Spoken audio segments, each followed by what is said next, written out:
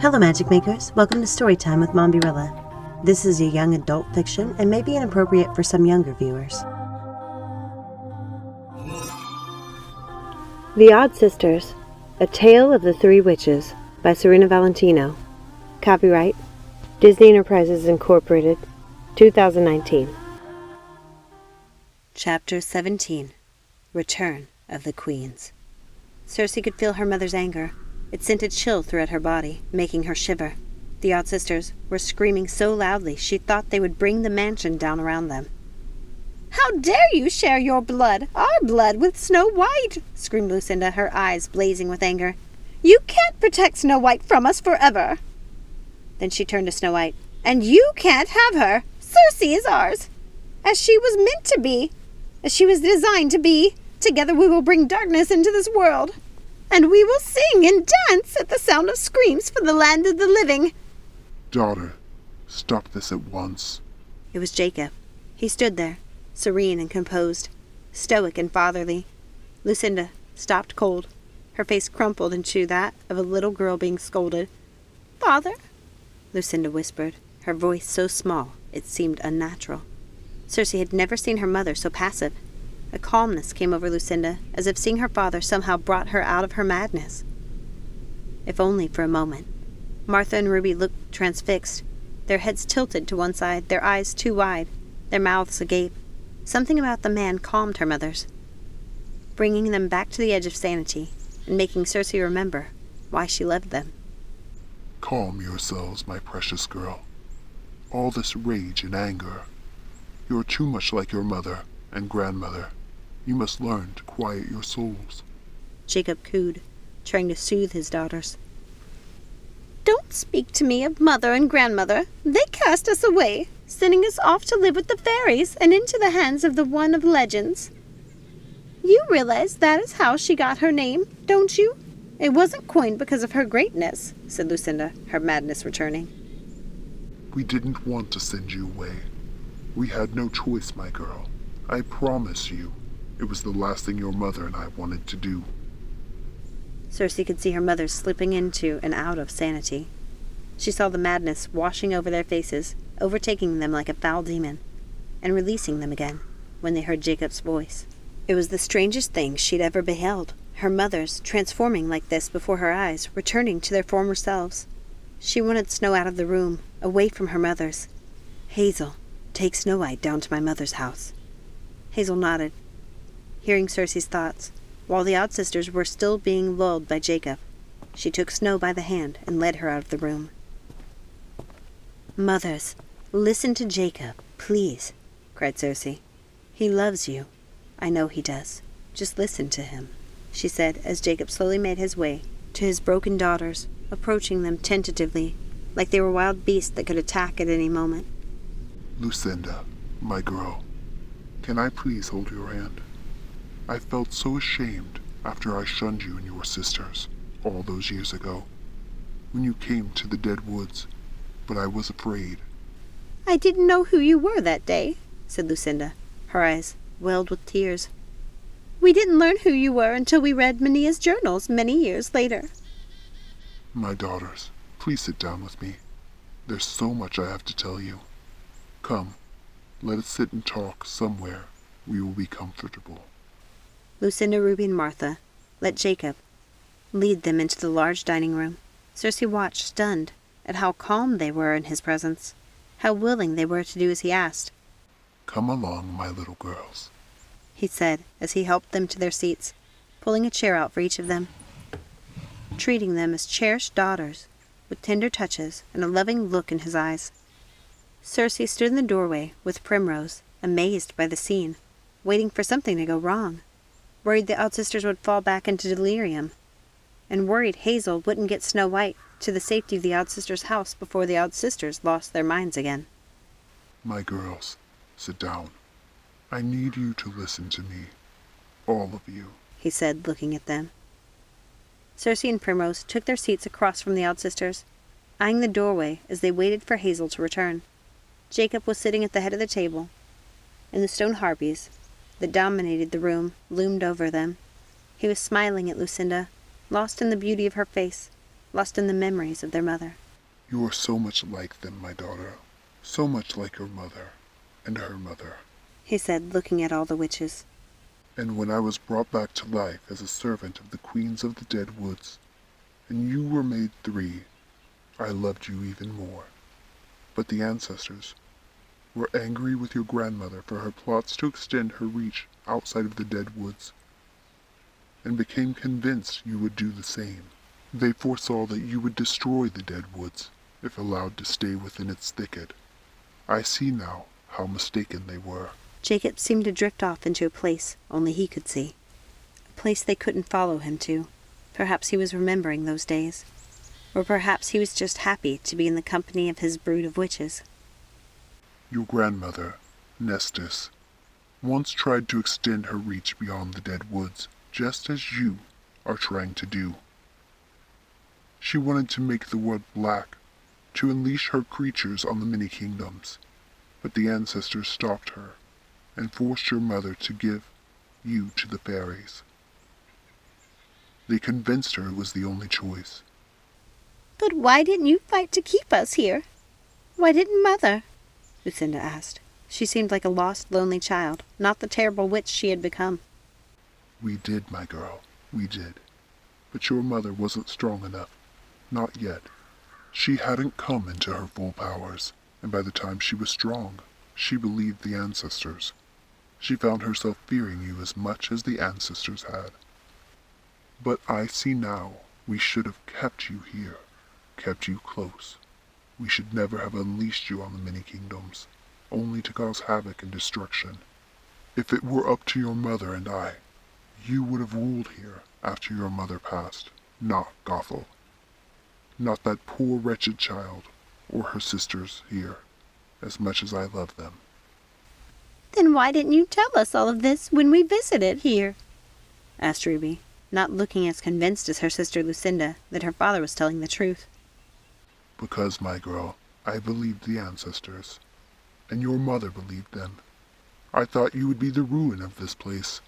I was bound to protect Gothel, as I am bound to protect all queens and future queens of the dead, and to keep my mistress's secrets. Jacob gathered the odd sister's hands and took them into his own.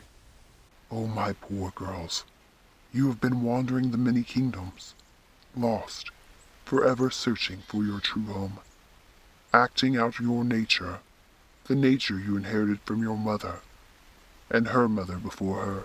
Circe sat quietly listening to Jacob. He was right. It made sense that her mothers would want to create a daughter in the same fashion their own mother had, but they had gone about it the wrong way. They had given too much of themselves away. They had lost too much. If you had been raised here, you would live within the confines of the dead woods. Here you would have had a purpose, a place to rule. The ancestors never should have tossed you into the unsuspecting world, where you are just chaos and destruction. Here you would have ruled after your mother. You say our grandmother made us into 3. What do you mean? Martha asked, staring at Jacob with wide eyes. She seemed to be examining his every detail, as if the answer could be found in his face. What does he mean, Lucinda? Ruby chimed in. They became manic, and Lucinda saw them spiraling into the same insanity that seemed to seize them more frequently than ever. What does he mean? What does he mean? They screamed, standing up and ripping at their black dresses and pulling at the feathers in their hair, tossing them onto the floor and scratching at their own faces. Sister, stop this at once! You'll ruin the dresses I only just conjured for us before we left the place between. You don't want to do that, do you? You don't want to ruin your pretty new dresses. Lucinda tried to calm her sisters in the best way she knew how. Ruby and Martha stopped their fussing, but they still wanted to know what Jacob meant.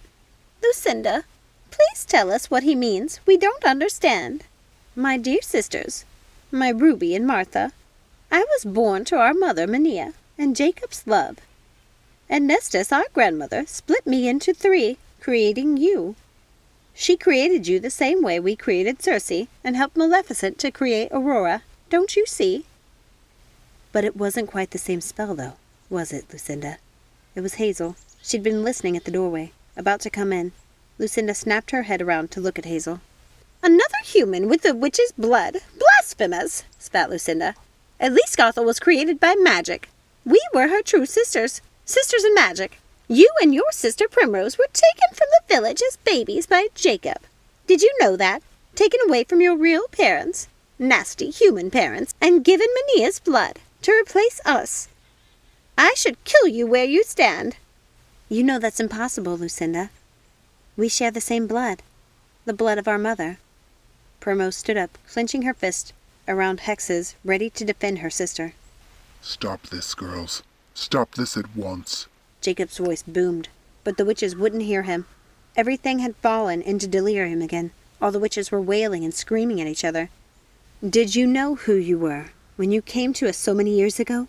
Is that why you took our sister Gothel from us and helped in destroying the Dead Woods? Asked Hazel, not hiding her contempt for Lucinda and her sisters. We took her because she was our true sister, not like you. She was created with magic in the old ways, as it was done for generations by the queens of the Dead Woods. We wanted her for ourselves. We wanted our family back, hissed Lucinda, clenching her fist, digging them into her own flesh with anger. And then you abandoned her. You left her to go mad and wither in a husk while trying to bring us back, stringing her along for years, making her believe you would help her.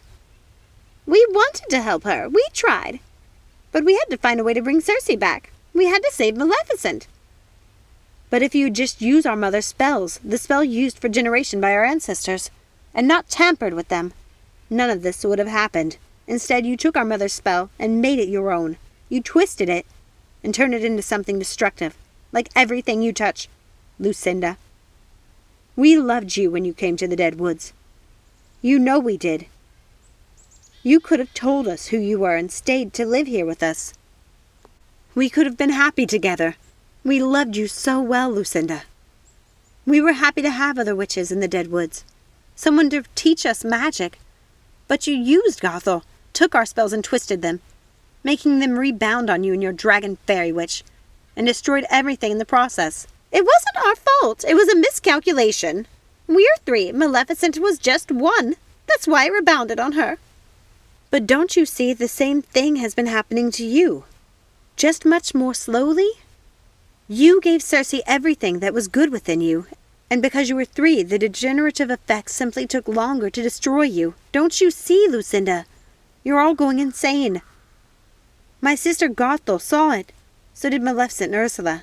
They all said so in their missives. They say it's happening slowly over the years, and surely Circe sees it now. The only ones who don't see it are you. Don't speak to us of Ursula. She's a treacherous witch and deserved her foul death. That may be so, but she loved you well before she lost her mind, did she not? Don't you see you've been sailing perilously close to the same depths of madness for many years? Please, Lucinda, don't do this. Don't destroy everyone your daughter loves just to keep her close. With every person you hurt and life you destroy, you punish your daughter. You punish Circe. The odd sisters crumbled into madness once again. No, not punishment. She's our light, like Aurora was Maleficent's. To have her near is to have our light back. The farther away she is, the less we see clearly. We need our light, otherwise we are in darkness, and we are alone. Mothers, I'm here. No one is going to take me away from you, said Circe, feeling she needed to say something to calm her mothers. But she couldn't face a life by their side. Not as they were now. And she was more certain than ever about what she had to do. These witches would have you to themselves, and so would Nanny and the fairies. Everyone wants to take you from us. Nanny thinks she can make up for her past deeds by protecting you from us. But we won't have it. We made a promise in hate that we are bound to fulfill. We're trapped in the promise we made in the land of dreams. We will have you for ourselves, Circe. We will rip from you every one you hold dear, so that you have only us. Lucinda was raving, her hair wild, her face distorted by her mania. The odd sisters stood together, raising their arms. Small balls of silver light appeared in their hands, crackling and emitting sparks throughout the room as they grew. The odd sisters squeezed the shining spheres, causing lightning to burst from their fist. It struck the walls and sent tremors throughout the entire mansion. The lightning struck the oldest parts of the mansion, bringing life to the stone carvings of night creatures that slumbered within. The creatures broke free, causing the mansion to crumble. The harpies that dominated the dining room came to life and crashed through the large picture windows, shattering the glass and falling to the courtyard below. Circe, Primrose, and Hazel screamed as Lucinda commanded the creatures of the dead woods. Night creatures, do my bidding! This is your queen! Seek out my enemies in the fairylands and the many kingdoms and destroy them all in my name! The mansion started to rumble and shake again. Everyone in the room could hear the sounds of stone creaking and crashing to the ground. Jacob, Primrose, Hazel, and Circe all ran to the windows and saw giant stone dragons circling the dead woods. They saw the Gorgon statue come to life and walk through the courtyard toward a giant crimson spiral of light right at the boundary of the dead woods. Stone ravens and crows were circling above the Gorgon as more stone harpies crashed through windows, joining the other winged creatures that were making their way out of the dead woods. Circe closed her eyes and sighed. She knew what she had to do. She'd known it since she started her journey, and only now would she have the courage to do it. Thank you so much for listening. I hope you enjoyed this reading. If you haven't had a chance to, please take a second, like, subscribe, ring that notification bell, comment down below, share with a friend, and check out some of the other Villain series chapters and books as well.